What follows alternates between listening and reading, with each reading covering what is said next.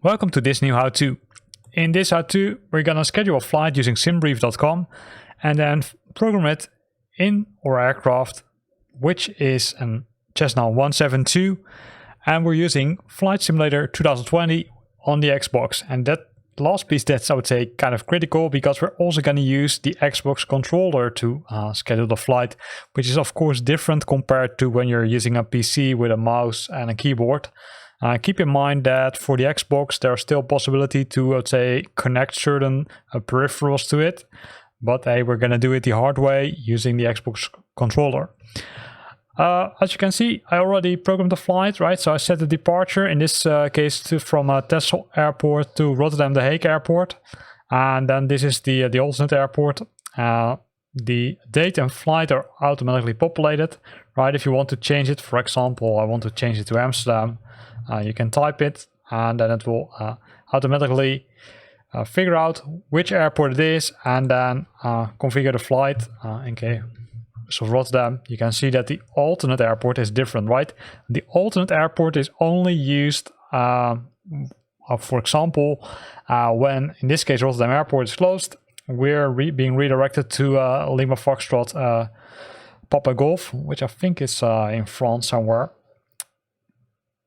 So we selected the aircraft type, and the reason we selected the aircraft type is because it also calculates the fuel usage. So you can, I would say, adjust the fuel you're taking with you during the flight.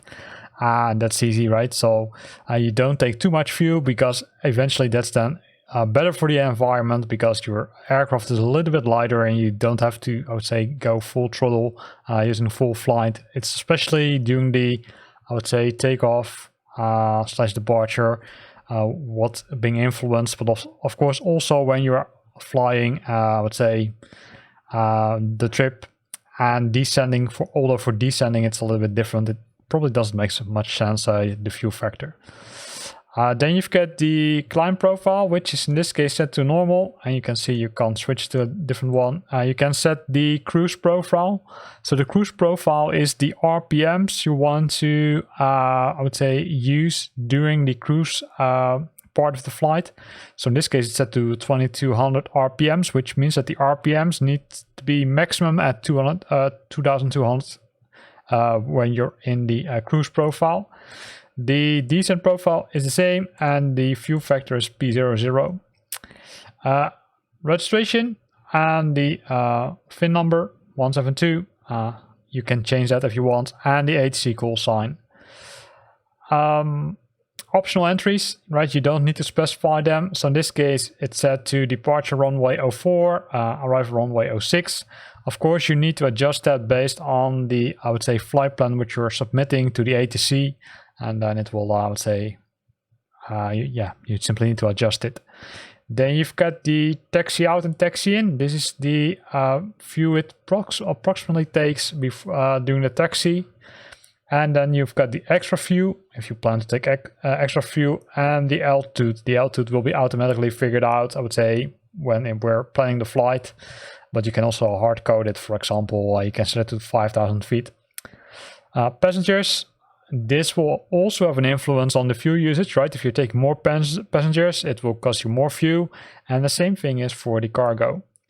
The Zulu Foxtrot Whiskey stands for zero fuel weight, right? Which means it's the zero fuel weight is, I would say, the aircraft weight, including everything except the fuel.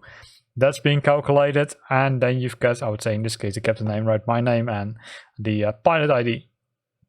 We're using RAC cycle 2003. The reason for that is that you can switch to, I would say, different ones, but then you need to buy a subscription, right? So if you select, for example, this one, you say, hey, you need to subscribe, and then you can unlock it. So in this case, I will keep it to 203. I would say, it's pretty reliable, right? So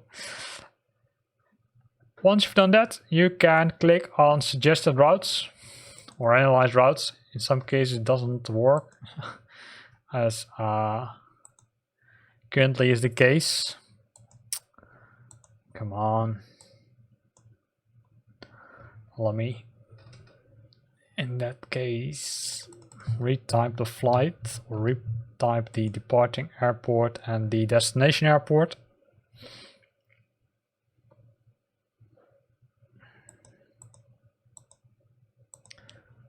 Your route is valid. Yeah, I understand, but it's, I would say, there's no route really being scheduled, right? So let me figure out another route. It's kind of weird. So let me start from scratch in that case. TX, Romeo Delta.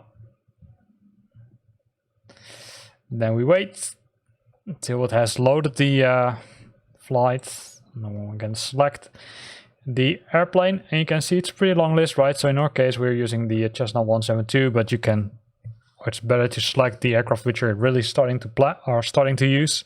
In our case, that's 172.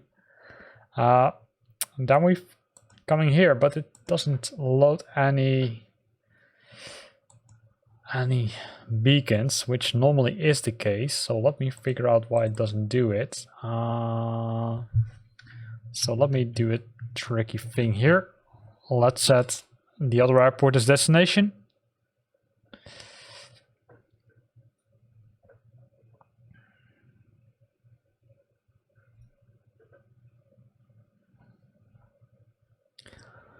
It starts to think.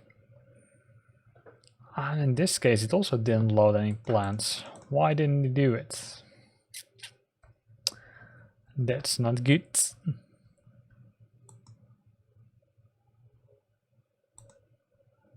No routes available. Let me use this button. Maybe they changed it. In the past, they loaded the flight plan here, but it looks like they made a recent change where they didn't add anything.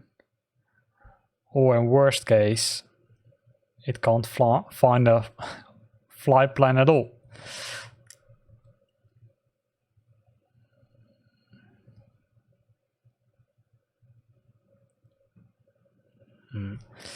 It looks like it found a flight plan, right? Mopil and a Mopi AW. So let me go back and let me change it back to Rotterdam Airport, because I want to have that one as the destination. Click on find route again, and let's see what it comes up with. You can see that it returned nothing, right? Which could make sense because it's, I would say, a straight flight here, but on the other hand, it worked in the past. So what I will do is I will load on the previous flight which I created, and you can do that by going to the edit flight option, and in the edit flight, in the my flight option, and in the my flight option you will find the flights which you previously scheduled. So in my case, I will load a flight which I programmed to fly, I would say, a full trip to the Netherlands. You can see all the routes are now nicely being loaded, right? There are some alternate routes being populated here, but we will keep these routes. So these are the, I would say, you always see the departing airport and the target airport, and between there are several beacons which you can add. It's not only beacons. In some cases are also, I would say, what they call airways. The good thing is that you can also use SIDs and stars, and SIDs are standard instrumental departures, right? That's a, I would say, predefined route which you can program into the navigation system to depart.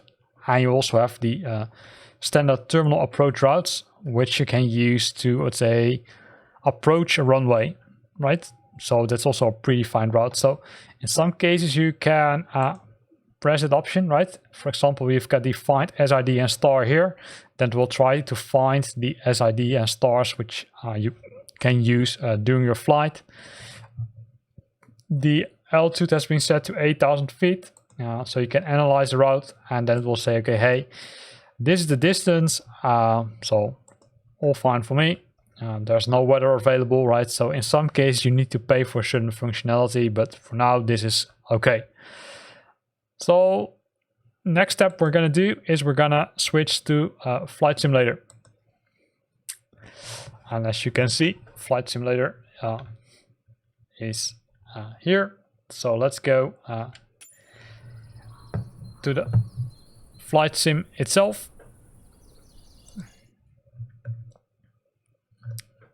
Again, this is the switch, right? This is the dispatch. So why do I go back to this one? Because I forgot one thing is you need to note down these items. In my case, I've got them on a separate screen so I can simply look at it. But if you don't have a separate screen, note them down on a piece of paper so it's easier for you to figure out what's going on. So let's go to our aircraft. So this is the aircraft, right? Cessna 172. So we need to program the flight. So we're gonna first switch on the options or the buttons, and we're gonna hide this one. And then we're gonna use the magic buttons here to move around. In this case, we're gonna switch on some lights. I'm gonna switch on the beacon. It's sometimes a little bit nasty, I would say, using the controller, right? So as you can see, this is the main display, and the main display has the same options as the right display, right? There are a few things which are different, and one of them is the flight plan, right? If you hit flight plan here, you can see it's very small. So what we will do is we will switch on the avionics also.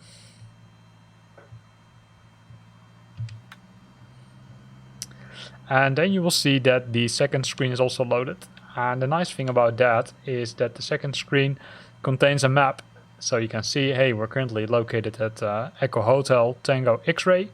So what we're gonna do is we're gonna press FPL, which stands for flight plan. That will show us this one, right? So based on that, we can define the flight plan. So and to do that, we can use this button. It's called the FMS, and the FMS has multiple functions, so you can press it, but you can also turn it. With the Xbox, it's a little bit more tricky compared to normally when using the mouse. So we're gonna use the enter button first.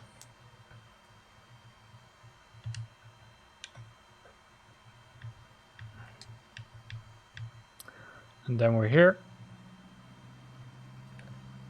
And then we need to press it again. Press the left joystick again. We're gonna press enter to ensure that it's selected. And then we're gonna select this button and then try to move it around.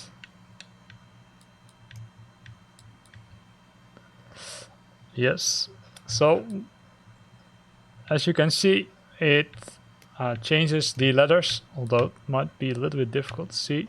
So we're gonna change to Echo. That's good.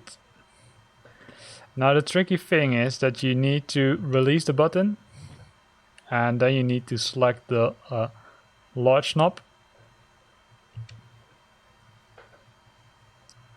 and then move it around, and then release it again by pressing the B. Why does this menu doesn't go away? Let me try to hide it. It's frustrating that it does show it like this.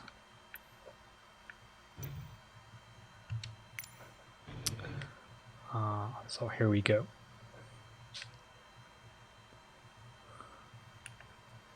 So we're gonna use the button here, select it, and then come on.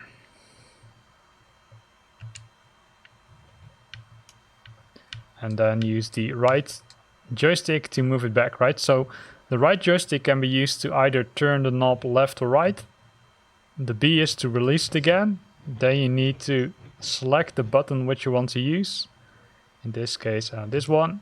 Then use the right joystick again to change the letters, right? So we're gonna change it to Echo Hotel. Then we need to press B again. Select the large knob.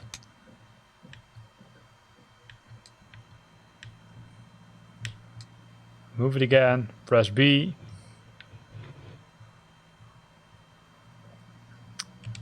Go to the next one, also by pressing the right joystick.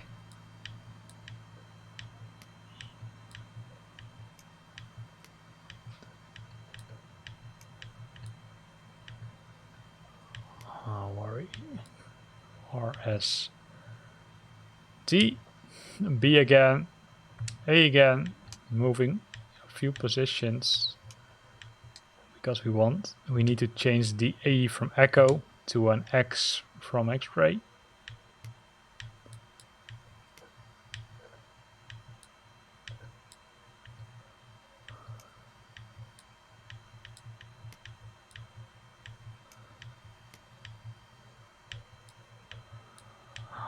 Come on.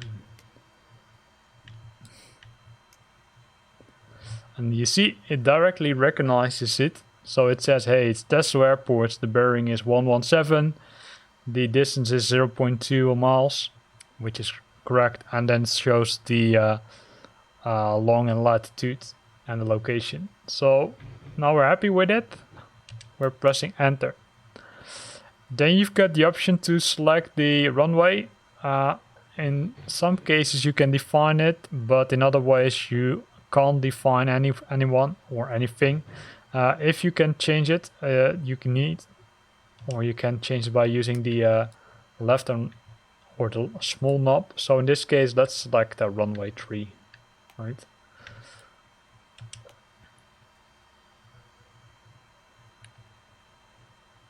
Now you need to release the button again,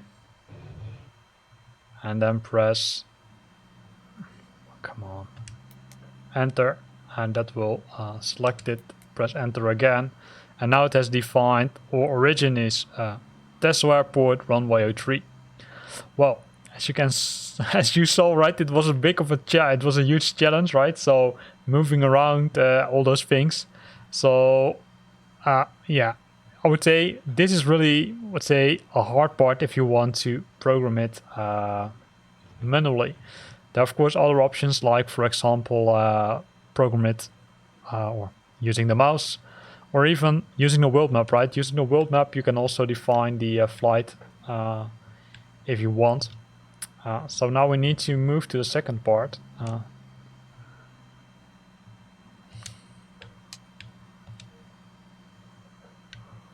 Come on. You can see the en route, which means it's the it's the cruise part, right? So, and in the cruise part we're gonna define the VORs. So I will show you a few of them. I will not define a full flight. As you saw, it was really, I would say it's really sometimes a hard experience to define it.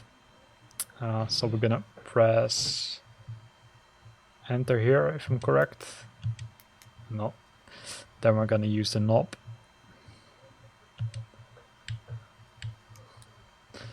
And then we're gonna define the waypoint. The first one is hotel.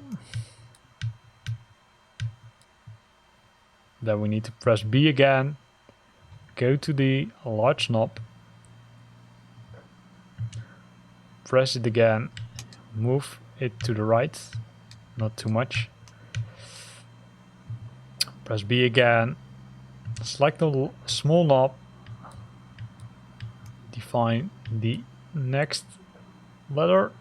Hit B again. Select the large knob. Move one position. Hit B again. Hit A again. And now we need to select the letter R from Romeo.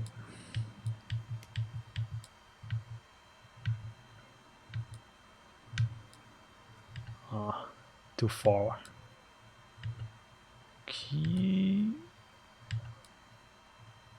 So HDR, which is Den Helder, right? It shows it on the map. So that's good.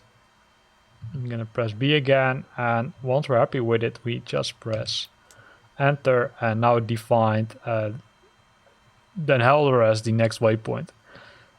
Based on that, you can do the same approach again for the next waypoint, right? You can press the button again, use the left joystick to move around.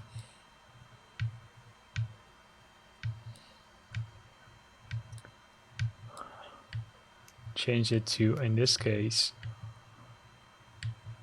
the S from Simon. Then move one position. Yes, one position, then use the small knob.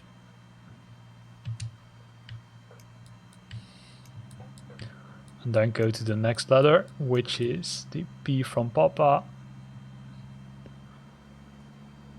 Press B again, select A, then use the right joystick again to move to the next position. And then we're going to use the small knob again to change the letter, in this case to the Yankee.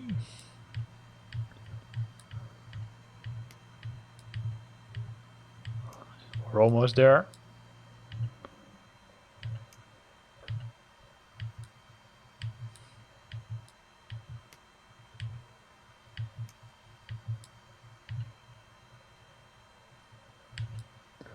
And I think the delay is being caused by the fact that it loads it on the map. Let's say this is the experimental G1000 NXI cockpit, which adds a lot of cool functionality, but there's some delay in here, but it's good.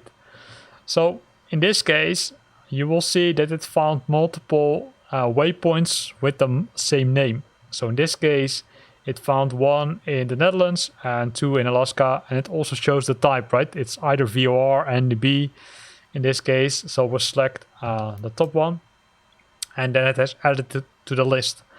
The cool thing you can see now is that it shows the bearing, but also the distance. And the distance is, I would say, from the starting point itself. So now we define this, we want to define the destination, right? So normally I would need to put, I would say, an additional 10 or 12 items in it. But as you just saw, it requires, I would say, a lot of time to program these things in the list. So, and I don't want to make this video more than an hour because it probably will take me some time. So we're going to define the destination. In this case, the destination is Echo Hotel Golf Golf. So we move down using the large knob. Once we're there, we can select the small knob, right? You can see the white dot again.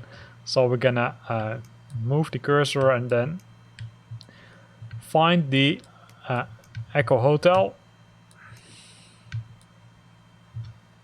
Echo. Then we're gonna use the large knob again. Move one position. Come on. Press B. Select A. Then we're gonna go to the H from hotel. Press B again. Select A again. Move one position.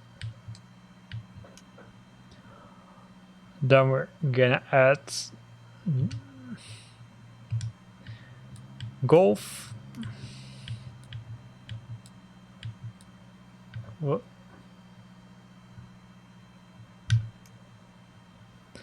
And in some cases you're lucky, and that's in this case the fact if it finds an airport or an ICAO code which doesn't have, I would say, multiple other options after the third character. In this case, after the third G, there's only an additional G, so there's not, I would say, a different letter.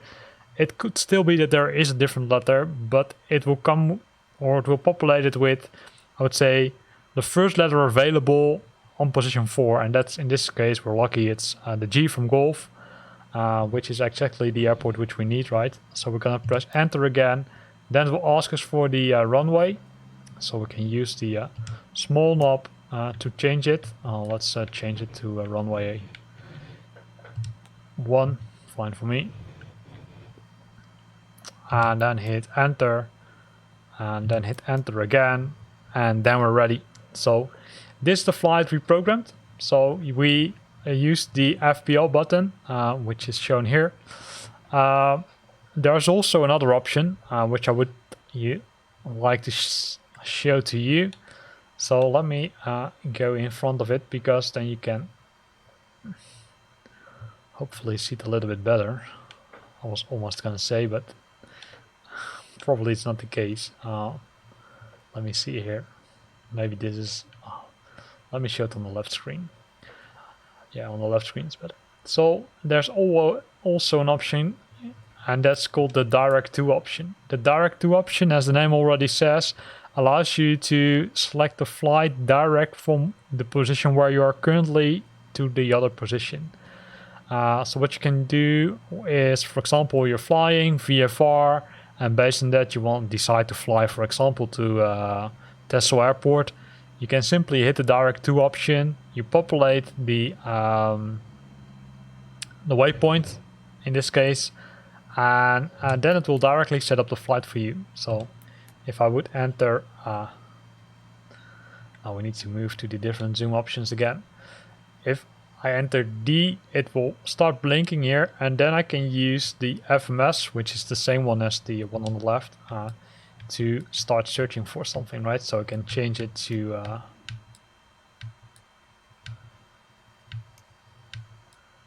Echo, and then next position. And probably it's me, but sometimes it's jumping directly to the end.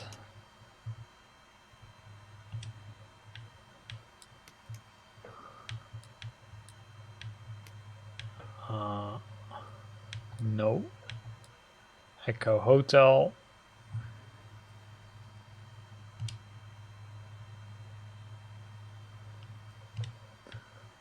Whoop. Wrong button.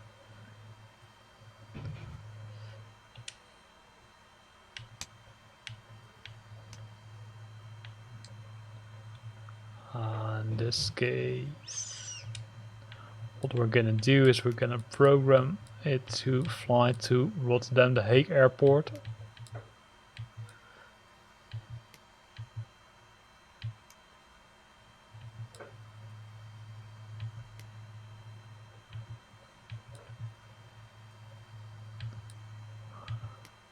QR, and then use the large knob again to move it one position.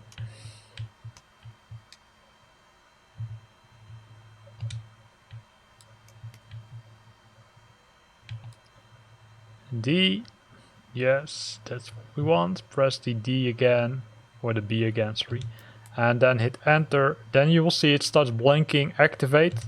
If you press OK, it will directly activate the flight you want to, or the flight plan. So what you will see is, if we would reopen a flight plan on this display, it will still show the old one, but actually it's already being replaced by the new one, which will fly us to Rotterdam The Hague Airport directly, which means that we're not gonna, I would say, fly or visit any other waypoints. It simply goes straight to the airport. What's another thing I want to show to you? For that one we need to go to the right center again. That's the proc button, which you can find here, and proc stands for procedures. And we already talked about standard instrumental departures and standard terminal approaches, and that's what you can define here, right? So you can in the procedures view, you can using the knobs again.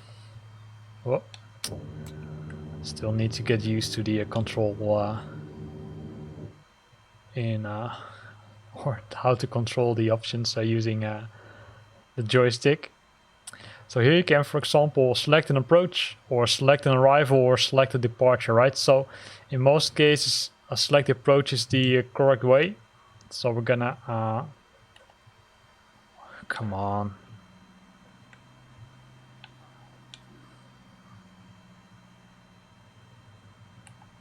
So I'm gonna press the enter option here, and then it shows me a list, and the list responds to the runways which are available and to the approaches which are available. For example, in Rotterdam The Hague Airport, we've got both a VOR approach, but also ILS approaches, localizer approaches, and AirNav approaches. Probably in one of the other videos, we will, I would say, look further into what the differences are. In this case, I want to select ILS 24, so we'll use the small knob, likely, yeah, to move down. And once we're happy, we're pressing the B again, and then we're pressing enter. And then it will say, okay, hey, the vectors, because what you need to understand for terminal approach route, it always flies a certain, I would say, certain route, and it always starts somewhere. And based on the instructions of the ATC, you need to select the correct vector, right? So in this case, let's assume that we been assigned vector Delta Oscar Foxtrot Mike uniform. I'm gonna press enter. Then what you will see happening is on the bottom of the display, you will see all kind of nice things popping up, right? You can see the sequence, and the sequence is actually, okay, hey, what's the order in which we're gonna fly to runway 06? So we start at Dovmu, then we've got Romeo Delta 201, then we've got Hotel Echo Lima Hotel Oscar, then we've got Romeo Delta 250, and then eventually we've got the runway itself. So if you're happy with it, then it's fine, right? Then you can use the large knob to select load or activate. The differences between load and activate is really simple. If you're selecting load, it will simply add it to the flight plan. If you select activate, it will load it to the flight plan, but also directly activate it. So that's normally what you probably do. For example, when you're flying around, then you're asking for permission to land. You're being assigned a specific approach. You're being close to the airport. In that case, you probably will select activate. Else, when you're pre-programming your flights, you can select load, which will eventually load it to the flight plan. So let's do that. And what you see now here in the screen is that it has added multiple other waypoints after the en route. So after Sierra Papa Yankee, it has added Echo Hotel Romeo Delta ILS 6 with all the specific waypoints or intersections which we need to visit. So what do we need to do more than this? We can use the clear option, and then we can say, clear option. You can use it to clear, for example, specific waypoints, but I will let you figure out that yourself. It shouldn't be that hard. Simply select the waypoint, hit clear, and then it's gone. So we selected we created the flight plan, right? So if we would now go to the top screen,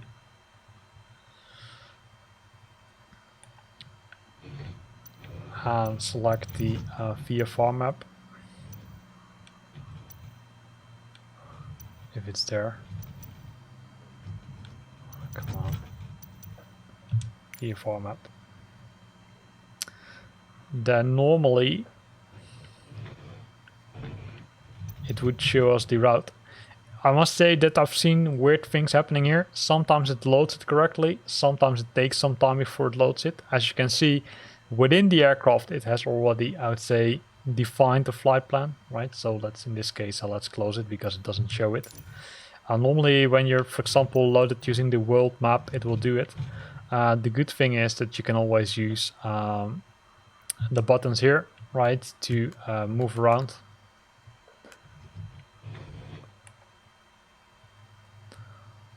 The only question is how you can select it correctly. Doesn't do much, to be honest. That's bad. I would say in normal, when using it on the PC, it works. So we'll probably need to figure out. Normally, you would be able to, I would say, zoom to the map, right, or navigate to the map. This is where this how-to ends, right? It was a little bit a lengthy how-to, especially due to the complexity of controlling the buttons using the Xbox controller, right? You can say that you need to do multiple, I would say, multiple handlings to figure out or to switch from one button to the other one and then switch back. So that's why probably connecting a mouse might be easier when you're using a Flight Simulator on your Xbox. So think of it, right? If it takes you too much time, you can do that. The other option, of course, is to use the world map, which is the built-in flight planner in Flight Simulator itself, which will preload the flight in your Flight Simulator. There are some aircrafts available for the PC which allow you to load the SimBrief map directly into the flight plan, but they're not available, or maybe yet, I'm not sure, for Flight Simulator 2020 on the Xbox. Hope you liked this video. If you liked it, then consider to use the like button. If you've got questions or comments, then feel free to post them in the comment box below. And if you want to stay up to date about new videos I'm posting, then consider subscribing to my channel. Thanks for watching and see you next time.